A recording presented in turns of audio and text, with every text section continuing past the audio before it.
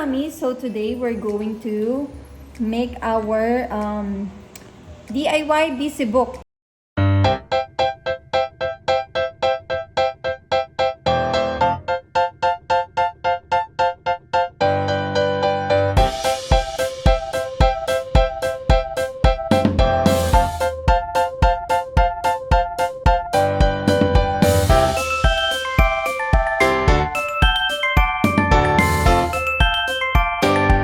Remember in our page, I mentioned that I have made my own busy book idea. So I printed some. Of this one. So ito yung complete my face. Complete the parts of my face. So yan yung mga ilan sa mga ginawa ko. Why I made my own, or bakit hindi na lang ako bumili? Why didn't I just buy? First, I was actually considering na bumili, but then I realized that we should use the materials that we have. Like we have the printer, we can use it, we can print. And thanks to Canva for the ideas, because I was able to make my own designs. I was able to make my own activity book for my little one. Secondly, it is a good activity that pwede namin pagtulungan ni Ate Tori, right? So right now, she's actually helping me cut yung mga yan. She's actually helping me to cut this one. So it's a good activity for us, like during this weekend, we're able to have bonding. She likes to help me. Kahit minsan hindi pantay yung pagkakagupit niya, but it's fine. So, here, that's why hindi na rin ako bumili. And also, so yung iba nagpapalaminate. So I have to go outside, magpalaminate. And of course, due this pandemic, we don't want to go out. Kangaroo. Yes, kangaroo. Kangaroo. So, it depends naman sa parent. Pwede naman silang bumili na o magpalaminate na lang din. But in our case, gusto ko kasi magkaroon din kami ng bonding ni Tori. I told her, she will help me cut this out. So, ayun. So, paano ba namin magagawa ng itsura siyang laminated? So, eto. Meron kaming mga materials left from her previous activity. So, pwede namin siyang magamit. So, let's be resourceful and gamitin natin yung mga gamit that we have at home. I'll show you how we do it. For this activity, you'll be needing scissors, plastic cover, Velcro, and iron.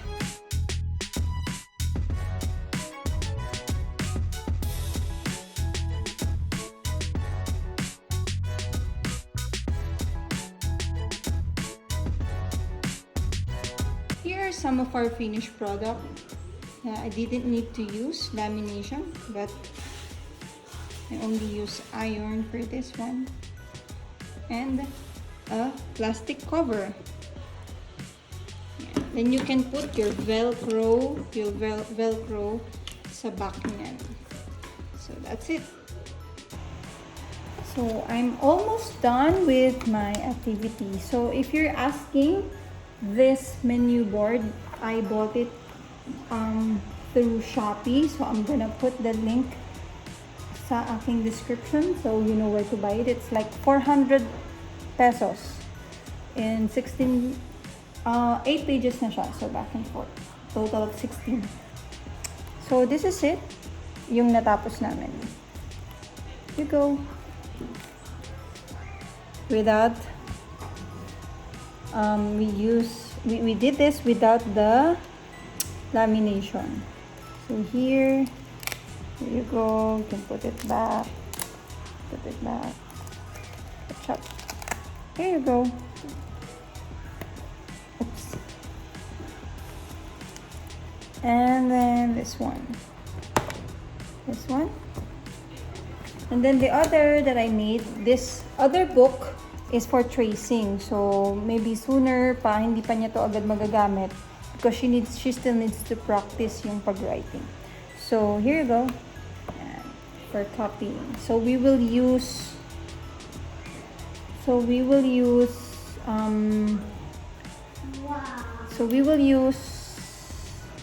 whiteboard marker for this. So this is the busy book that I've made for my little Aliyah. It's not done yet. We still have things to finish for this one, but it's actually good to use already. So there you go. So this is one, this page for brushing teeth. This one to complete face. There you go. The next page. So I printed and I made several types of foods that she really likes to eat. And then, yeah, we can use it here. We have eggs, we have plates and spoon and fork. And then this one, complete the caterpillar by counting 1 to 10. For this one, I didn't print an extra circles, but you can use these numbers here. Yeah, you can use these numbers to use here. Yeah. For this one, I have printed like the vegetable carrot, the cherries, and apples. So I am not done here yet. I will put Velcro here pa. So that's what I'm going to use here, the fruits and the opposite words. I haven't cut them out yet. Yeah. So for the could you tie my shoes please, I use para siyang paper cloth. I can't remember what do they call it, but maybe I could share. I bought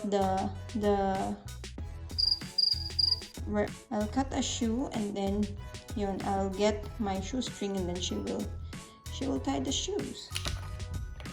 So there you go for my first busy book that I made, DIY busy book without lamination for my little Aliyah. I hope you liked it. Aliyah, can you brush her teeth, please? Brush the teeth. Put toothpaste first. Put toothpaste. Wow! Oh, now you brush your teeth. Brush your teeth. Brush teeth. Good job. Brush your teeth. Brush your teeth. Wow, shiny. Wow. Wow, shiny. Wow, shiny.